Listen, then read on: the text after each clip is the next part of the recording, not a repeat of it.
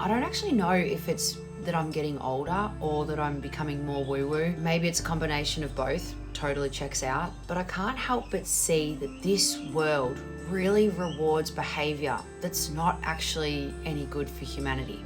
And those behaviors can look like manipulation, greed, comparison, fear, or just constant reaction. It's almost like the second you leave the house, we are constantly being triggered by something. Whether that's someone cutting you off in traffic, or someone being really rude to you for no reason, or someone parking really, really close behind your car and it's like 5 centimeters behind the bumper and you can hardly get out, but or someone just projects their pain onto us for no reason. And I am so committed to being real with you guys, where I constantly have my own Karen and Darren sagas. My inner fuckwit tries to come out all the time. I can totally react and I can 1000% become the biggest bitch ever.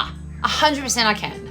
But with all these sagas lately, I've been reflecting on how I can be both light and dark. But if I'm constantly feeding that side of myself where I'm justifying every reaction and being the victim of it, like, they did this to me, she was mean to me, or, well, they made me become a bitch. Really?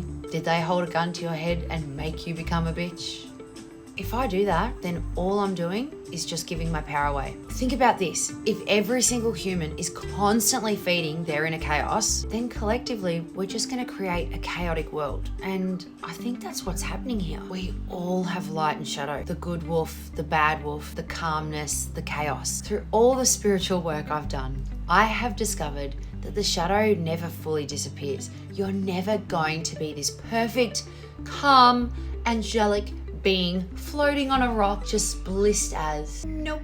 That just isn't the human experience, my friend. The goal isn't to kill the shadow. The goal is awareness of your shadow. The focus should be to be self-aware enough where you can go, okay, my inner witch is trying to drive this car right now. And sometimes that witch is gonna absolutely come out, drive that car into the fucking side of the road and blow shit up. That's being human. However, if you can become aware of your emotions and stop being asleep at the wheel, you gain choice. You get to choose. In this moment, do I feed division or do I feed peace? Or should I escalate this? Or do I just laugh at myself and calm my nervous system down? This is why I come on here and publicly call myself out through humor. It's not because I think I'm better than anyone. I do it because maybe through my messages, I help give others permission to reflect too. That's really funny. Maybe the other day I reacted in the car. Or you may reflect and go, shit. Now that GOLDI said that, I can probably admit that I fed chaos instead of peace just the other day.